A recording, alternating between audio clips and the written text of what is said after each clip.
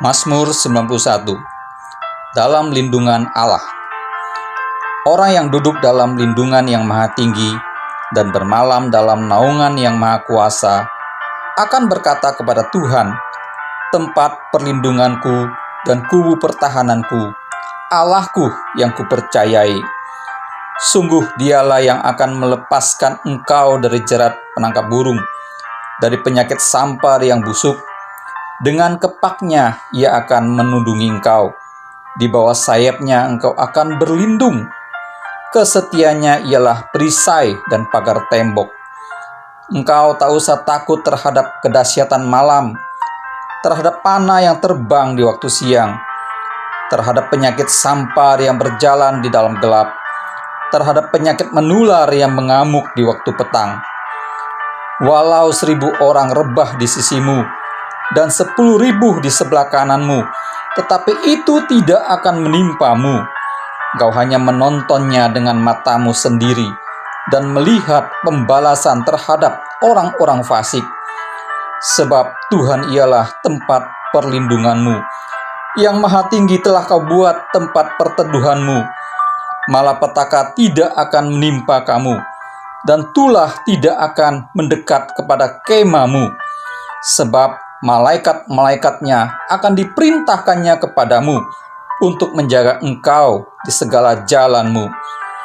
Mereka akan menatang engkau di atas tangannya, supaya kakimu jangan terantuk kepada batu. Singa dan ular tedung akan kau langkahi, engkau akan menginjak anak singa dan ular naga. Sungguh hatinya melekat kepadaku, maka aku akan meluputkannya. Aku akan membentenginya, sebab ia mengenal namaku. Bila ia berseru kepadaku, aku akan menjawab. Aku akan menyertai dia dalam kesesakan. Aku akan meluputkannya dan memuliakannya. Dengan panjang umur akan kukenyangkan dia, dan akan kuperlihatkan kepadanya keselamatan daripadaku. Puji Tuhan, selamat pagi Bapak Ibu yang terkasih di dalam nama Tuhan Yesus. Ketemu lagi kita di dalam ibadah raya kita di Tegalalur. Sebelum kita mulai ibadah kita, mari kita bersatu di dalam doa. Tuhan, kami berdoa biar urapan-Mu, kuasa-Mu bekerja atas setiap kami, Roh-Mu yang baru tercurah atas setiap kami, sehingga hadirat-Mu memenuhi setiap ruangan yang kami pakai di rumah kami masing-masing Tuhan, dan bahkan kami sendiri di tempat ini Tuhan. Engkau yang mengurapi setiap kami. Sucikan, layakan kami untuk kami menghampiri tata-Mu yang kudus Bapa. Dalam nama Tuhan Yesus yang siap untuk memuji Tuhan, sama-sama katakan amin. Mari kita bertepuk tangan buat Tuhan. Haleluya.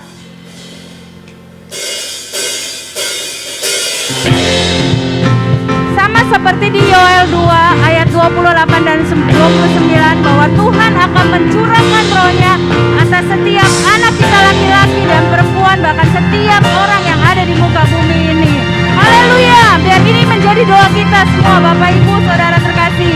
Tuhan, curahkan Roh-Mu atas manusia di bumi.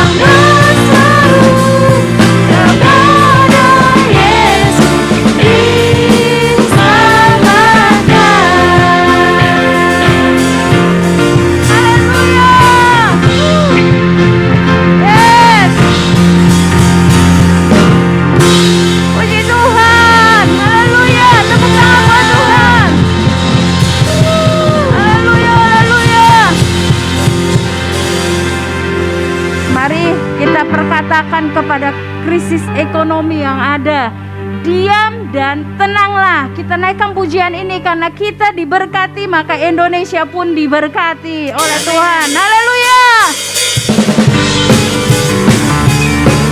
Amin.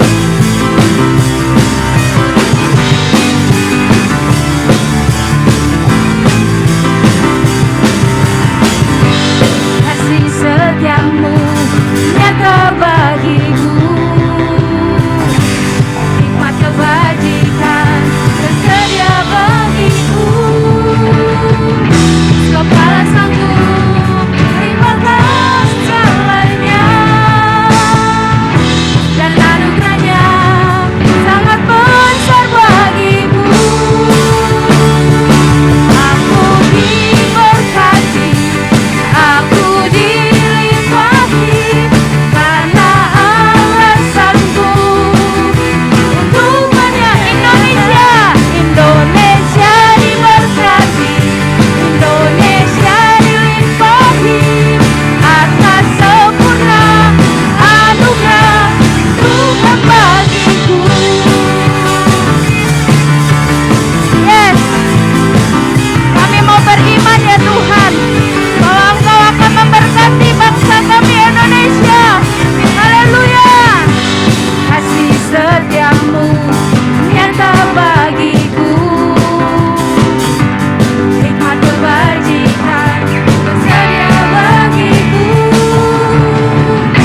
Segala sanggup limpahkan segalanya, dan anugerahnya sangat besar bagiku. Aku diberkati, aku dilimpahi, karena Allah sanggup. Indonesia, Indonesia diberkati, Indonesia dilimpahi atas sempurna anugerah Tuhan bagiku.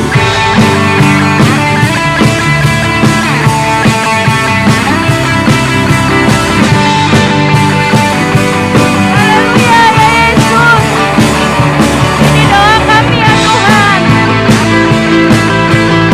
Engkau yang sanggup memberkati, Engkau yang sanggup menikmati. Haleluya. Kepala sanggup limpahkan segalanya, dan anugerahnya sangat besar bagi. Sebab Allah sanggup, sebab Allah sanggup limpahkan segalanya, dan anugerahnya sangat besar bagiku.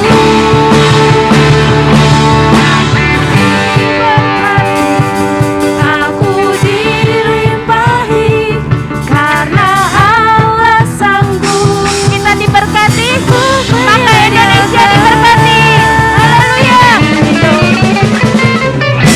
Indonesia diberkati, Indonesia dilimpahi, karena Allah sanggup untuk menyediakan. Indonesia diberkati, Indonesia dilimpahi atas sempurna anugerah Tuhan bagiku.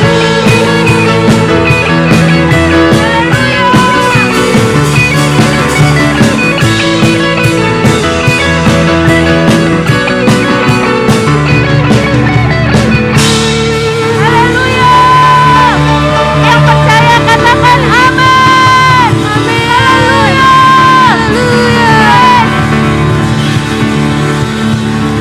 Indonesia akan diberkati oleh Engkau ya Tuhan. Amin. Bahkan Indonesia akan dilimpahi Tuhan. Karena Engkau bukan hanya Allah pemberi berkat, tetapi Engkau juga Allah yang memulihkan. Engkau Allah yang menyembuhkan. Karena ini doa kami ya Tuhan. Mari pulihkan bangsa kami Indonesia. Sembuhkan bangsa kami Indonesia Tuhan. Terima kasih ya Tuhan. Baik sembuhkan dari segala penyakit Tuhan, termasuk COVID-19 ya Tuhan. akan krisis ekonomi yang ada. Kami mau berkata sekali lagi, diam dan tenanglah di dalam nama Yesus. Diam dan tenanglah di dalam nama Tuhan Yesus Kristus. Mari Bapak Ibu, kita masuk di dalam hadirat Tuhan. Angkat tangan kita, sama-sama mulai berkata-kata untuk Indonesia. Mulai berkata-kata, bernubuat untuk Indonesia. Bilang Indonesia dipulihkan, Indonesia disembuhkan, Indonesia diberkati, Indonesia dilimpahi oleh Engkau ya Tuhan. Ini doa kami ya Tuhan. Engkau beri kemenangan atas Indonesia ya Tuhan. Terima kasih Bapa, terima kasih Yesus.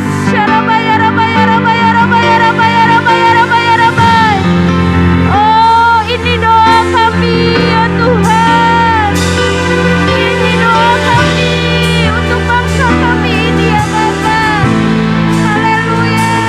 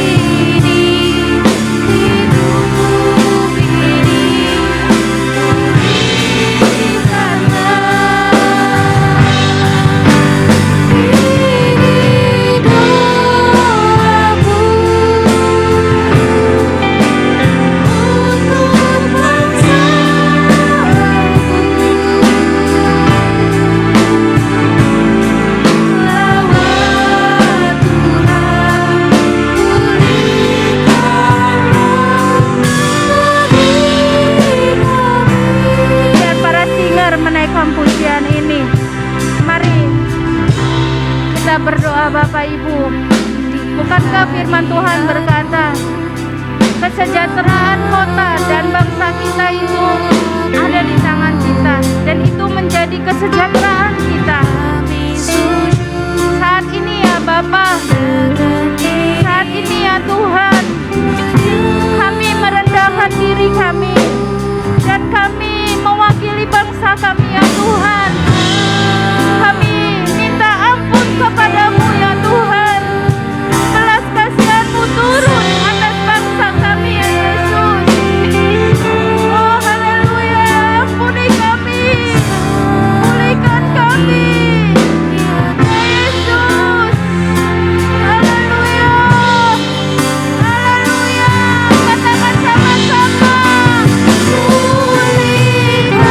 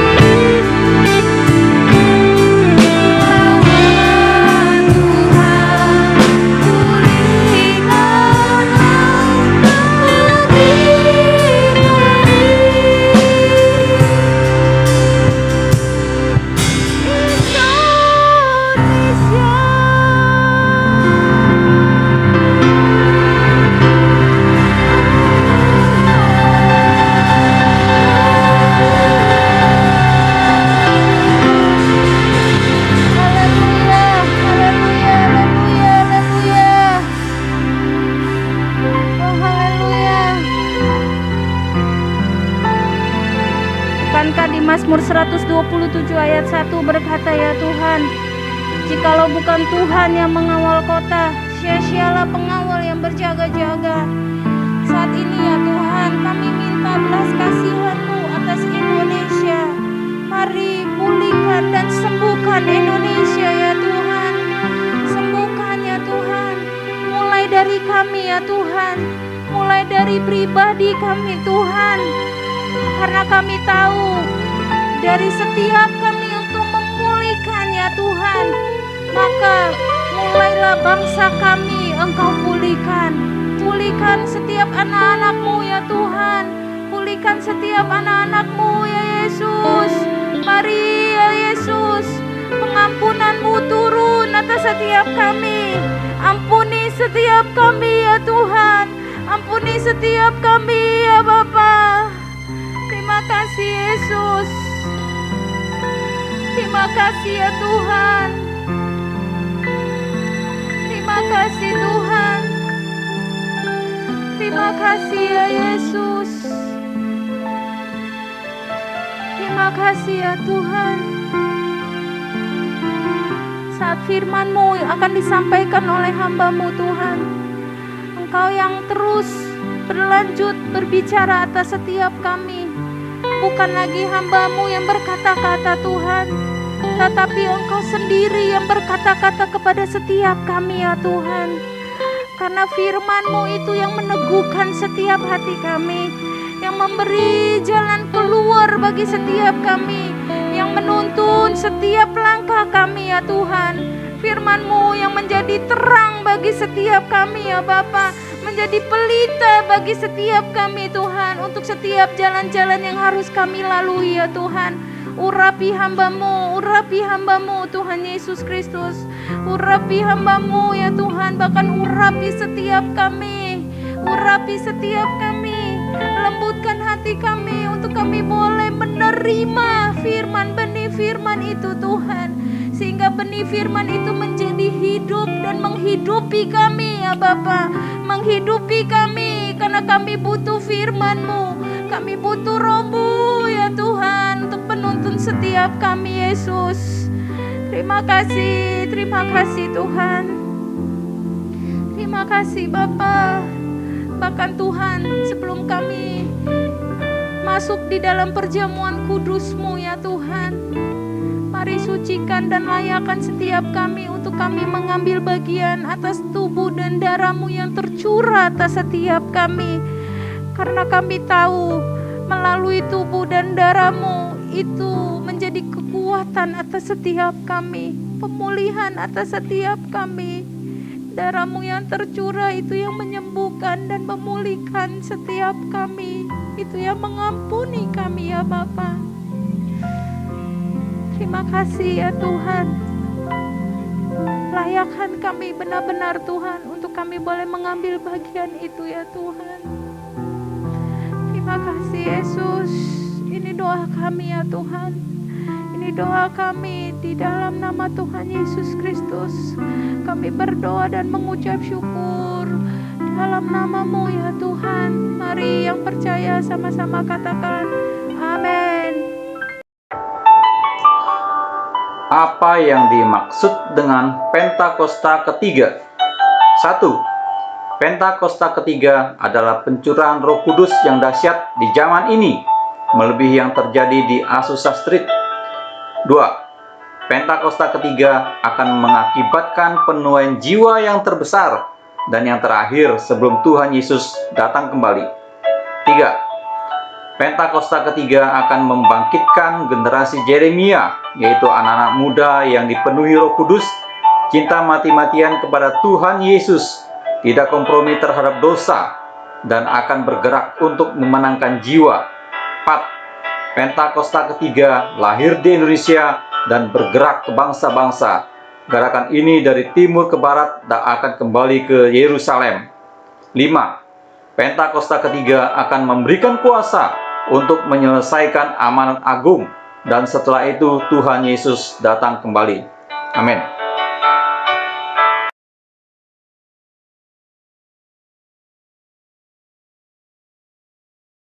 Shalom semuanya.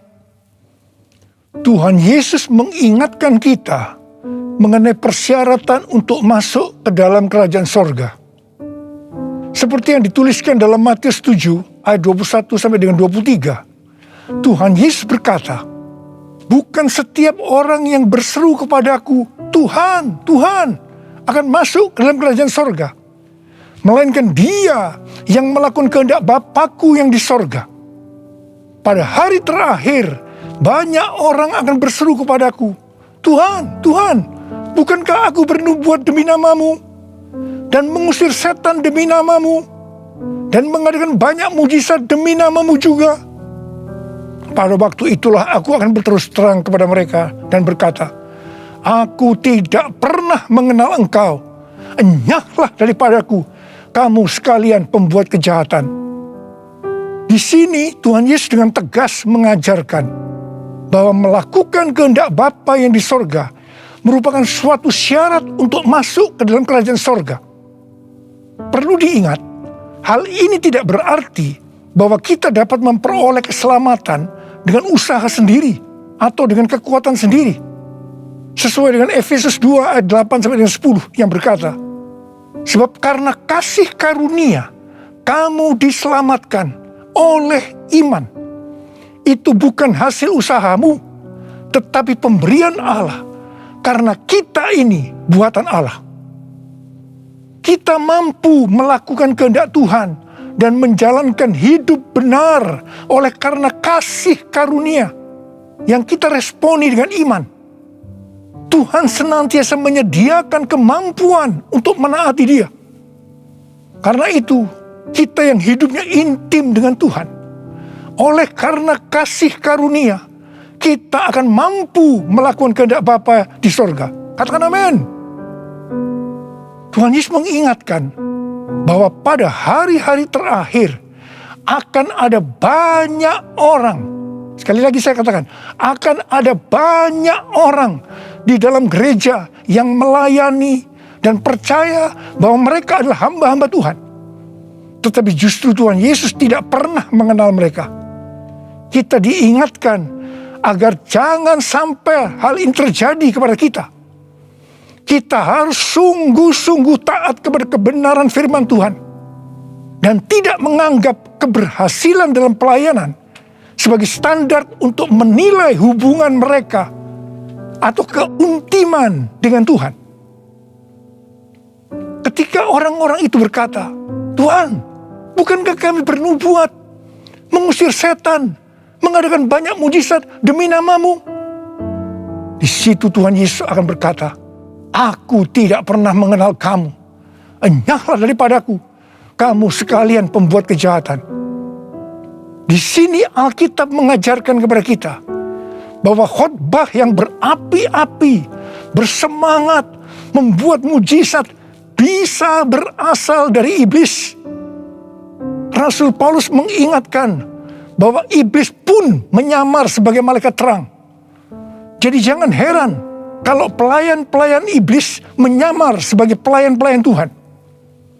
Paulus menerangkan bahwa apa yang tampaknya seperti urapan yang penuh kuasa, ternyata dapat merupakan pekerjaan iblis. Kadang-kadang kita bertanya, mengapa pengkhotbah yang tidak benar bisa memberikan dampak yang luar biasa kepada seseorang yang sungguh-sungguh mengejar kebenaran Tuhan? Memang kadang-kadang Tuhan izinkan hal-hal seperti itu terjadi. Tetapi pengertiannya adalah Tuhan tidak mendukung sang pengkhotbah yang tidak benar. Tetapi Dia tetap mendukung kebenaran Alkitab dan mereka yang menerima kebenaran itu dengan iman. Tuhan pernah berkata tentang Daud dalam Kisah Para Rasul 13 ayat 22.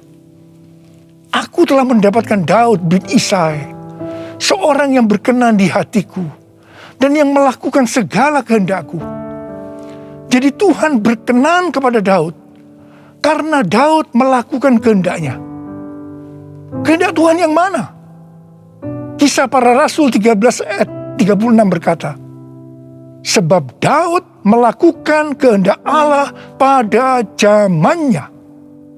Jadi di sini dijelaskan Daud tidak melakukan kehendak Allah pada zaman orang lain, tetapi pada zamannya, apa yang Allah kehendaki pada waktu itu.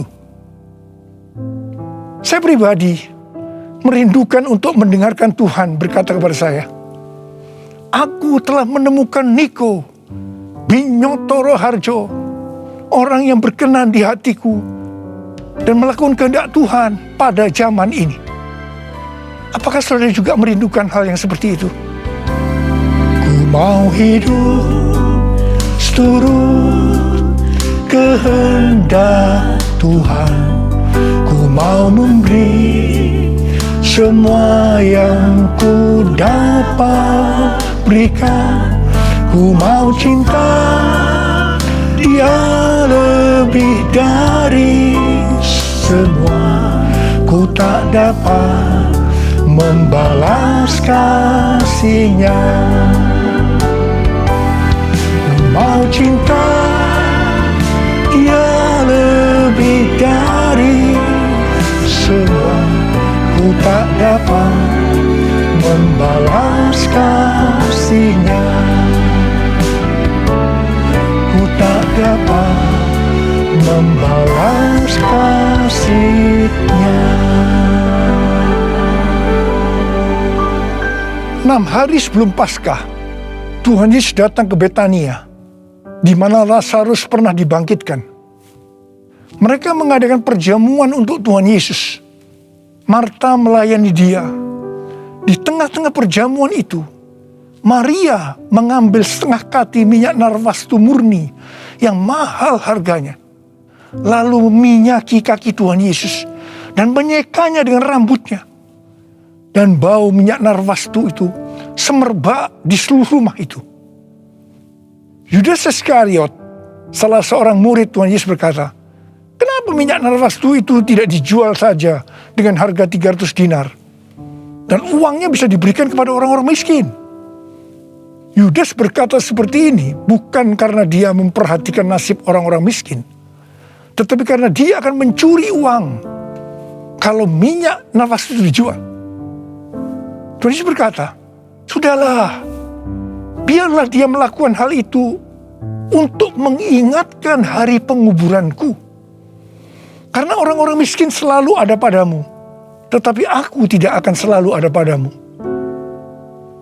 Kemudian Tuhan Yesus berfirman, "Aku berkata kepadamu, sesungguhnya di mana saja Injil diberitakan di seluruh dunia, apa yang dilakukan oleh Maria ini akan disebut juga untuk mengingat dia." Wow, ini suatu penghargaan yang luar biasa yang diberikan oleh Tuhan Yesus kepada Maria. Sebenarnya apa sih yang dilakukan oleh Maria sehingga Tuhan Yesus memberikan penghargaan seperti itu? Yang dilakukan oleh Maria dengan mengurapi Tuhan Yesus dengan minyak narwastu itu adalah menjawab kebutuhan Tuhan Yesus pada waktu itu. Maria sebenarnya melakukan kehendak Tuhan Yesus pada waktu itu. Tuhan Yesus tahu bahwa sebentar lagi dia akan mati dengan mengalami penderitaan yang luar biasa. Ingat saudara, bahwa Tuhan Yesus selain 100% Allah, dia juga 100% manusia seperti kita semua. Dalam keadaannya seperti itu, dia butuh ada orang yang menguatkan, menghibur dia. Dan Maria menjawab apa yang Tuhan Yesus butuhkan. Maria melakukan kehendak Tuhan Yesus pada waktu itu. Tuhan Yesus berkata bahwa apa yang dilakukan oleh Maria dengan mencurahkan minyak narwastu itu ke kaki Tuhan Yesus dan menyeka dengan rambutnya adalah persiapan untuk hari penguburannya. Sebenarnya, setiap kali kita memberitakan Injil, Tuhan Yesus menghendaki agar kita memberitakan tentang apa yang dilakukan oleh Maria, yaitu mengingatkan agar kita melakukan kehendak Tuhan pada zaman ini. Seperti apa yang Tuhan Yesus katakan dalam Matius 7 ayat 21 sampai dengan 23 tadi. Yaitu bahwa hanya orang yang melakukan kehendak Bapa yang di sorga akan masuk ke dalam kerajaan sorga. Hanya orang yang melakukan kehendak Bapa yang akan ikut dalam pengangkatan. Saudara mau ikut dalam pengangkatan? Yang mau katakan amin. Amin. Mau mengikuti kehendak-Mu ya Bapa. Ku mau selalu menyenangkan hati-Mu. Ku mau mengikuti kehendak-Mu ya Bapa. Ku mau selalu menyenangkan hati-Mu. Ku mau selalu menyenangkan hati-Mu.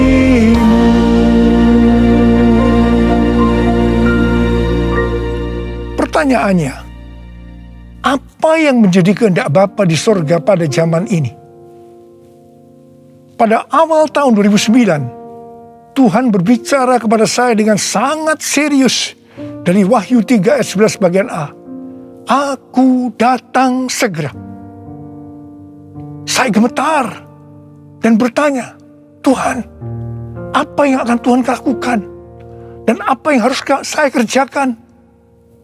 Sekitar 6 bulan kemudian, Tuhan baru menjawab pertanyaan saya dengan berkata, Aku akan mencurahkan rohku. Aku akan mencurahkan rohku, kata Tuhan. Pada saat aku mencurahkan rohku, maka akan terjadi seperti Yoel 2, ayat 28 sampai 32. Pada waktu Roh Kudus dicurahkan, akan ada 3 tanda yang akan terjadi. Tanda pertama, anak-anak, pemuda, dan orang tua akan dipakai Tuhan secara luar biasa. Tanda yang kedua, mujizat-mujizat akan terjadi secara luar biasa. Dan tanda yang ketiga, goncangan-goncangan juga akan terjadi secara luar biasa. Melalui 3 tanda ini, Yoel 2 ayat 32 akan terjadi. Yaitu akan banyak orang yang berseru kepada nama Tuhan. Dan mereka yang berseru kepada nama Tuhan akan diselamatkan. Jadi akan terjadi penuaian jiwa besar-besaran. Katakan amin. Sejak tahun 2009 itu, hampir di setiap khotbah saya pasti mengingatkan tentang goncangan yang akan terjadi. Lebih dari 10 tahun saya mengingatkan tentang akan terjadinya goncangan-goncangan ini. Jadi, salah satu tanda pencurahan Roh Kudus yang akan terjadi adalah goncangan yang dahsyat. Tahun 2013 Tuhan memberikan nama pencurahan Roh Kudus ini sebagai Pentakosta yang ketiga. Dan goncangan yang dahsyat yang Tuhan maksudkan ternyata adalah pandemi COVID-19 yang saat ini sedang melanda di seluruh dunia. Jadi pandemi COVID-19 ini adalah salah satu tanda bahwa Pentakosta yang ketiga sedang dicurahkan. Pentakosta ketiga akan membangkitkan penuaian jiwa yang terbesar dan yang terakhir sebelum Tuhan Yesus datang kembali. Pentakosta ketiga akan membangkitkan generasi Yeremia, yaitu anak-anak muda yang dipenuhi Roh Kudus, cinta mati-matian kepada Tuhan Yesus, tidak kompromi terhadap dosa, dan akan bergerak untuk memenangkan jiwa. Gerakan yang akan terjadi akan dimotori oleh generasi Yeremia ini. Pentakosta ketiga akan memberikan kuasa untuk menyelesaikan amanat agung. Dan setelah itu Tuhan Yesus datang kembali. Hari-hari ini Tuhan menghendaki agar yang pertama, kita berseru dalam doa supaya Pentakosta yang ketiga ini digenapi. Yang kedua, kita diminta untuk berdoa dengan bertalu-talu supaya pandemi ini segera berakhir. Kita boleh berdoa supaya terjadi seperti pandemi tahun 1918 yang disebutkan sebagai flu Spanyol, di mana pada puncak gelombang kedua, di mana virus sedang menyerang dengan dahsyatnya, tiba-tiba berhenti karena virusnya hilang entah kemana. Kita juga harus berdoa untuk pemerintah Indonesia dan pemerintahan semua negara supaya diberikan hikmat untuk mengatasi pandemi ini. Dengarlah doaku, ya Tuhan, doaku, biar semua suku bangsa datang menyembahmu. Yesus, Yesus, mulia namamu. Yesus, Yesus, mulia namamu.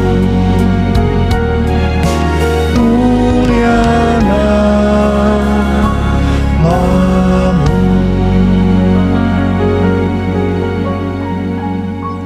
Tahun 2020, seorang hamba Tuhan mendapat penglihatan tentang Jakarta saat dia berkhotbah. Dia berkata bahwa dia dibawa ke suatu tempat yang namanya Jakarta. Dan dia tidak tahu bahwa ada tempat yang namanya Jakarta. Di sana dia melihat ada angin Tuhan yang sedang bertiup di Jakarta dan sekitarnya. Ada goncangan besar terjadi. Dia mengajak untuk berdoa bagi Jakarta dan Indonesia. Hari-hari ini, apa yang dilihat oleh hamba Tuhan ini memang sedang terjadi di Jakarta dan Indonesia. Dengan adanya varian Delta, maka pandemi di Indonesia menjadi semakin parah. Indonesia pernah sebagai ranking pertama dalam penularan virus harian di dunia ini. Demikian juga dalam hal kasus kematian karena COVID ini. Indonesia pernah menjadi yang terbanyak di dunia. Indonesia juga pernah disebutkan sebagai epicentrum COVID-19 dunia. Ini gambaran tentang keadaan Indonesia hari-hari ini yang sedang digoncang secara luar biasa. Banyak orang yang ketakutan, khawatir, kebingungan, stres, depresi, cemas, bosan, jenuh. Banyak juga yang terkena dampak krisis ekonomi. Banyak di antara kita sedang melihat kematian yang datangnya secara tiba-tiba terhadap orang-orang yang hubungannya dekat dengan kita. Banyak yang bersaksi, saya baru saja berbicara dengan dia. Sekarang tiba-tiba sudah tidak ada lagi dia. Yang paling menonjol dalam pandemi COVID-19 ini, dibandingkan dengan pandemi 1918 yang disebutkan sebagai flu Spanyol, bukan jumlah orang yang meninggal.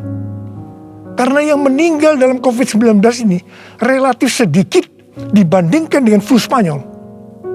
Tetapi yang menonjol adalah tingkat depresi, stres, kecemasan tertinggi dalam sejarah, yaitu mencapai 25% pada tahun 2020. Di mana jika dibandingkan dengan tahun 2017 hanya 3,44%. Depresi ini pasti disebabkan karena melihat dan mengalami hal-hal yang disebutkan tadi. Jadi kalau kita melihat karakteristik pandemi COVID-19 ini, jelas Tuhan menghendaki adanya suatu pertobatan.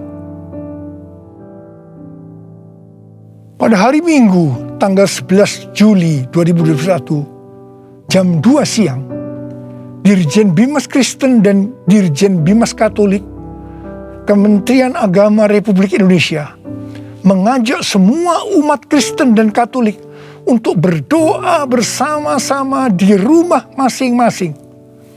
Kita berdoa dan melakukan seperti yang dituliskan dalam 2 Tawarikh 7 ayat 13 dan 14. Saya percaya Tuhan mendengar doa kita. Melalui segala peristiwa yang terjadi karena pandemi COVID-19 ini, Tuhan juga mengingatkan kita sebagai manusia. Tuhan memperlihatkan kepada kita betapa rapuhnya manusia itu. Kalau kita membaca dalam kitab Mazmur, dikatakan bahwa manusia itu seperti mimpi, seperti angin, hari-harinya seperti bayang-bayang lewat. Jadi artinya tiba-tiba tidak ada lagi. Manusia itu seperti rumput yang bertumbuh. Di waktu pagi berkembang dan bertumbuh. Di waktu petang lisut dan layu. Manusia itu seperti bunga di padang. Demikianlah ia berbunga. Apabila angin melintasinya, maka tidak ada lagi ia. Dan tempatnya tidak mengenalnya lagi. Saya percaya melalui pandemi ini kita diingatkan kembali bahwa kematian bisa datang dengan tiba-tiba, kapan saja. Pertanyaannya, apakah kita sudah tahu dengan pasti kemana kita akan pergi setelah ini? Hanya ada 2 tempat tujuan, sorga atau neraka.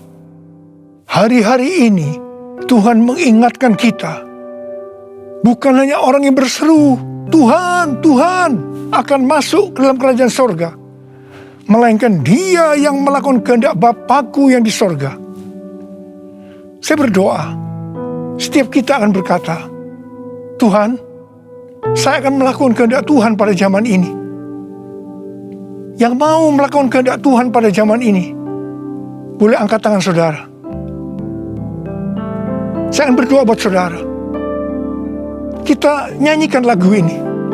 Ini aku Tuhan, utuslah aku, sampai generasiku diselamatkan.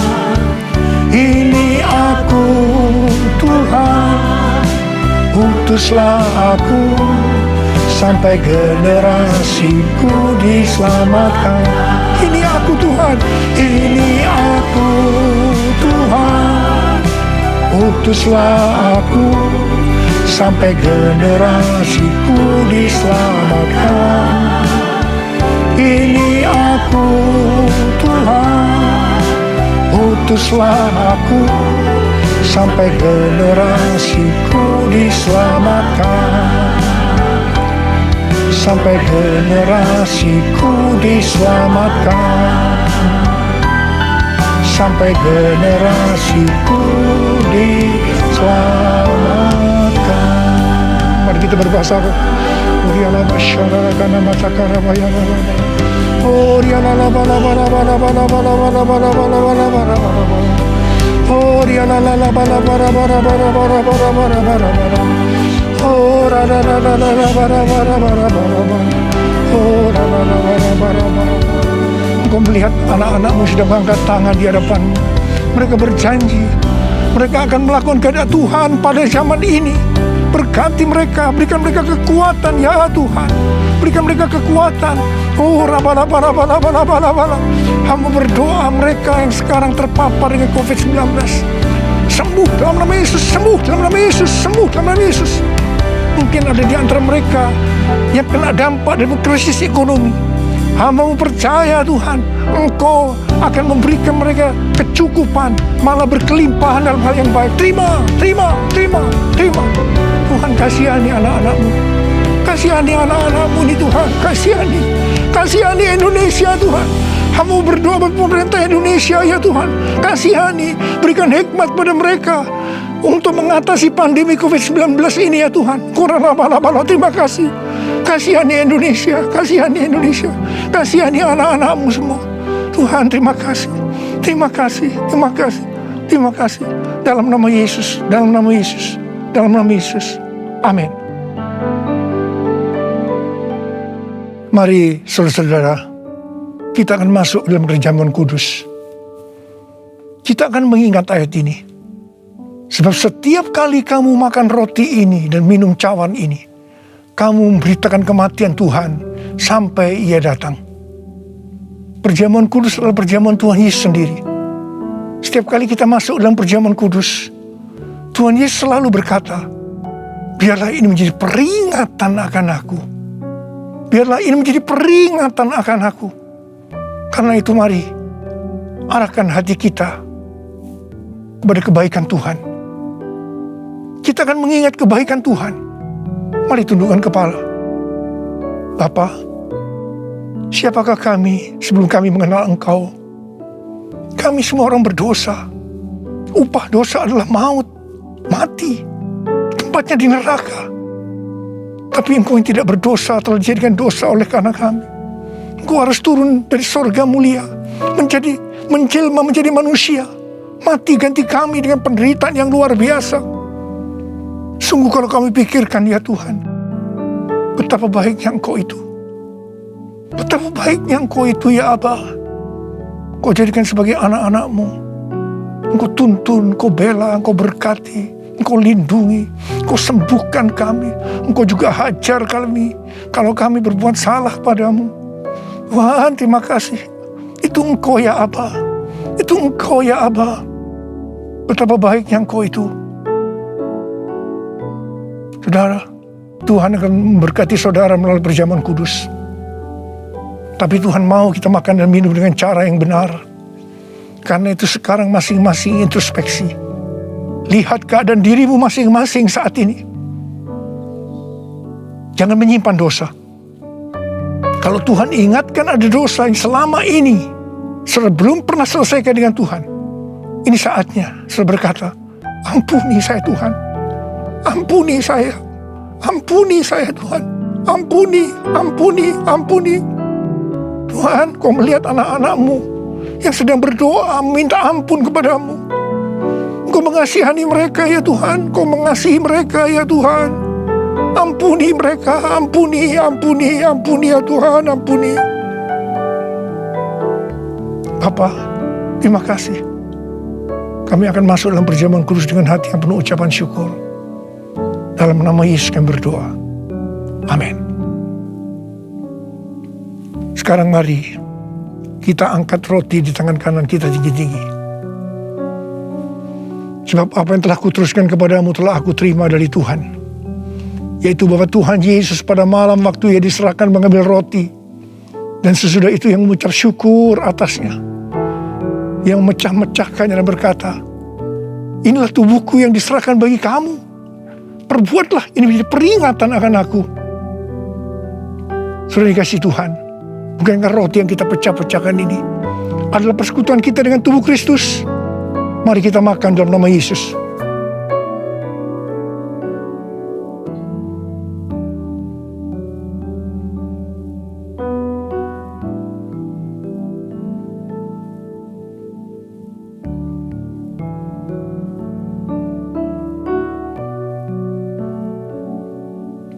Mari angkat cawan di tangan kanan kita tinggi-tinggi.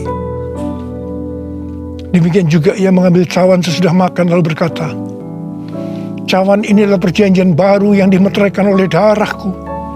Perbuatlah ini setiap kali kamu meminumnya menjadi peringatan akan aku. Sudah dikasih Tuhan, bukankah cawan pengucapan syukur yang atasnya kita ucapkan syukur adalah persekutuan kita dengan darah Yesus? Mari kita minum dalam nama Yesus.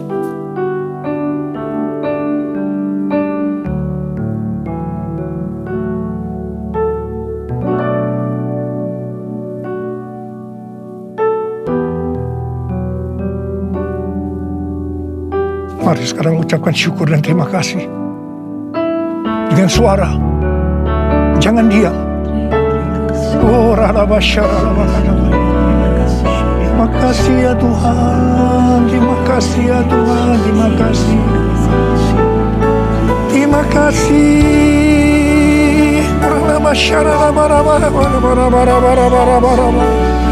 Ya Tuhan, ya Tuhan, ya Tuhan, ya Tuhan. Oh, ya la la la la la la la la la. Tuhan Yesus, Tuhan Yesus Engkau baik. Engkau sungguh baik dan sangat baik kepada kami semua. Ya Tuhan, ya Tuhan, ya Tuhan, terima kasih, terima kasih, terima kasih.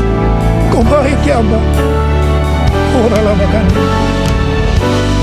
All my life you have been faithful.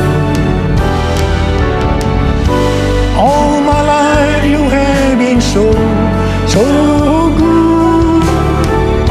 With every breath that I am able, I will sing of the goodness of God.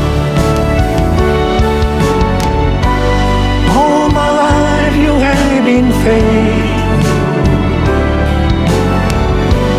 All my life you have been so good.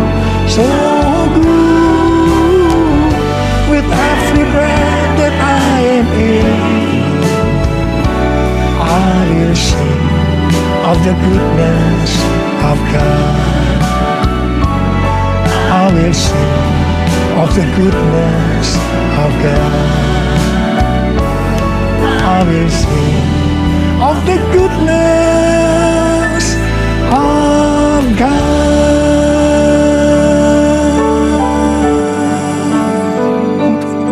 Oh Tuhan, terima kasih. Tuhan, terima kasih. Tuhan, terima kasih. Kau baik kepada kami semua. Tuhan, terima kasih. Kau baik kepada Indonesia ya Tuhan. Tuhan, terima kasih.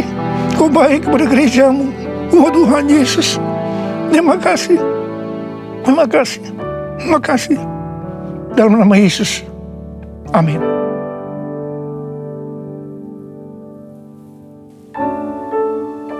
Mari, angkat tangan saudara, terima berkat Tuhan.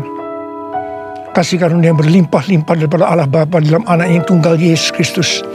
Persekutuan yang manis dengan Roh Kudus menyertai saudara sekalian mulai hari ini sampai Tuhan datang menjemput kita di awan-awan dan bahkan sampai selama-lamanya. Yang percaya bersama-sama katakan amin.